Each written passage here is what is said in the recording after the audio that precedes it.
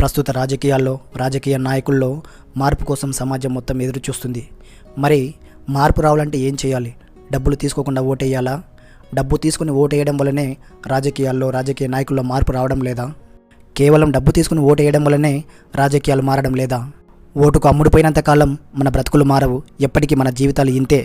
ఇవి అందరు చెప్పే మాటలు, ఇంకా కొందరు నాయకులు చెప్పే మాటలు. ఎవరు డబ్బులు ఇచ్చినా తీసుకోండి కాదనకుండా, కానీ ఆ పరదచాటుకు వెళ్ళాక ఓటు మాత్రం మనకే వేయండి, ఎవరికి ఓటు వేశారో కూడా ఎవరికి తెలియదు అని ఈ మధ్య మరో కొత్త ప్రచారం మొదలుపెట్టారు. అసలు ఏం నేర్పుతున్నారు? ఇవేనా మీరు చెప్పే మాటలు? సరే, డబ్బులు తీసుకోకుండానే ఓటేద్దాం. వేరే కొత్త పార్టీ కానీ ఒక మంచి నాయకుడు కానీ మన అధికారంలోకి వస్తున్నాడా? లేదు కదా. ఎప్పటి నుండో చూస్తున్న పార్టీలు, ఎప్పటి నుండో చూస్తున్న నాయకులు, ఒకరు కాకపోతే ఇంకొకరు, వాళ్ళే కదా అధికారంలోకి రావాల్సింది. మరి అలాంటప్పుడు డబ్బు తీసుకుని ఓటేస్తే ఏంటి, డబ్బు తీసుకోకుండా ఓటేస్తే ఏంటి? ఇప్పుడు ప్రజల గురించి ఆలోచించేది ఎవరున్నారు? భవిష్యత్తు తరాల గురించి ఆలోచించే నాయకుడు ఎవరున్నారు? ఎంతసేపు అధికారంలోకి వచ్చామా, ఈ 5 సంవత్సరాలు పార్టీని ఎలా కాపాడుకోవాలి, మళ్ళీ అధికారంలోకి ఎలా రావాలి, ఇదే వాళ్ళ ఎజెండా. సరే, ఏదైనా ఒక నియోజకవర్గంలో ఒక మంచి నాయకుడు ఉంటే పార్టీని కాకుండా, పార్టీ నాయకుని చూసి కాకుండా క్యాండిడేట్ని చూసి ఓటు వేద్దామంటే ఈ రోజులో ఆ వ్యక్తి పాత్ర ఎంతవరకు ఉంటుంది? ఏదో అరవకొర తప్పితే ఏమీ ఉండదు. మొత్తం పార్టీ చెప్పినట్టే చేయాలి. పార్టీ ఏది చెప్తే అదే తూచా తప్పకుండా పాటించాలి. నేను ఈ 10 సంవత్సరాల కాలంలో ఒక ఎమ్మెల్యే ప్రెస్ మీట్ కానీ, ఒక మంత్రి ప్రెస్ మీట్ కానీ చూడలేదు. తెలంగాణలో కావచ్చు, ఆంధ్రాలో కావచ్చు. ఒకవేళ పొరపాటున మీడియా ముందుకు వచ్చి మాట్లాడుతున్నారంటే అది కేవలం ప్రత్యర్థి నాయకుని తిట్టడానికే తప్ప వాళ్ళు చేసిన అభివృద్ధి గురించి మాట్లాడడానికి మాత్రం కాదు.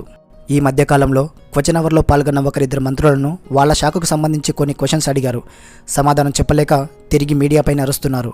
మీరు మంత్రిగా ఉన్న శాఖ గురించి మీరు సమాధానం చెప్పలేకపోతే ఇంకెందుకయ్యా మీరు ఎమ్మెల్యేలుగా మంత్రులుగా ఉండేది?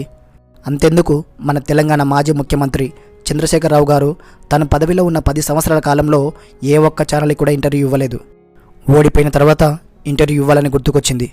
పదవిలో ఉన్నప్పుడు అంత టైం ఎక్కడుంటుంది? టైం లేదు అంటారా?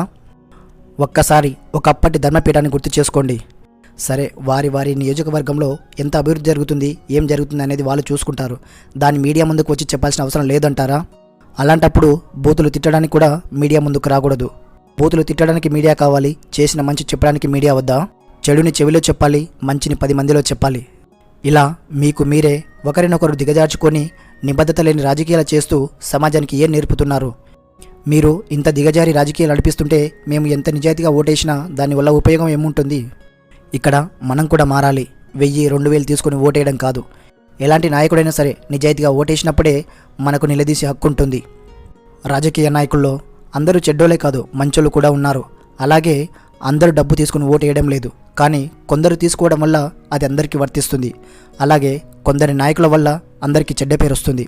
ఆ కొందరులో ఎలాగో మార్పు రాదు, కనీసం మన ఆ కొందరులో అయినా మార్పు వస్తే బాగుంటుంది. మనం ఓటేసేది కేవలం మనకు ఏం మేలు జరుగుతుందని కాదు ఆలోచించాల్సింది, మన పిల్లల భవిష్యత్తు గురించి ఆలోచించాలి. మనం ఓటేసేది మన కోసం కాదు, మన భావితరాల భవిష్యత్తు కోసం అని గుర్తుపెట్టుకోండి మిత్రమా. Thank you.